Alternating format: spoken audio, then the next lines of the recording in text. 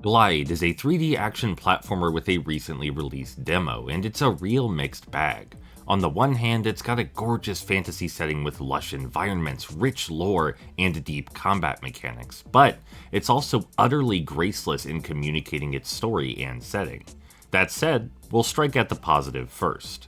The world of Glyde is thrilling to explore. Each level is meticulously designed to naturally draw the player's eye to places of interest, there is always something of interest in sight, and traversal just feels good thanks to the smooth gliding mechanics.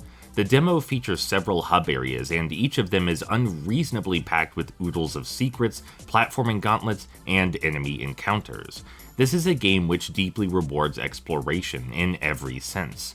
The more curious you are about the environment and combat system, the more you'll find to love. It helps that the combat system is some spectacular stuff. It's combo-heavy melee with a particular focus on managing your mana meter.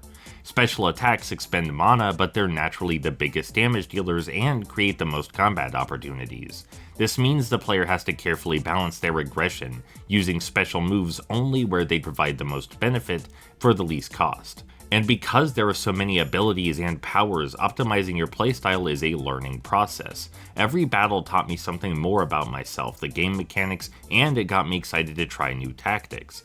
Basically, the combat is fast-paced, thoughtful, and while we're at it, visually thrilling.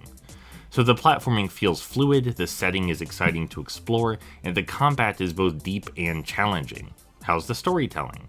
Well, it's the worst part by far. The dialogue is incredibly stiff, unnatural, and bloated. It features far too much out-of-character exposition and goes on way too long. The game takes paragraphs and paragraphs to convey its ideas, but just a couple quick lines would have sufficed. Most characters you meet are uncanny caricatures, vomiting up mountains of lore and fantasy tropes like a rambling robot encyclopedia. I was playing this with a friend of mine, and after a certain point he begged me to stop speaking to the NPCs. I couldn't really blame him. The bad dialogue is extra damaging because, well, the game itself is so good. You'll be hopping around a vibrant wonderland, then suddenly stop to be assaulted by a dreary text wall. It's stark, disruptive, and boggles the mind. I can't go straight from high energy combat to low energy babbling and then right back into the combat. My mind doesn't switch gears that fast.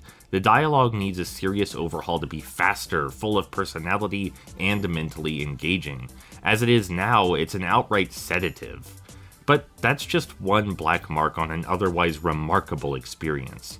If I allowed myself, I could easily spend dozens of hours playing this demo. I eagerly desire to explore its wealth of mechanics, platforming gauntlets, and splendid scenery.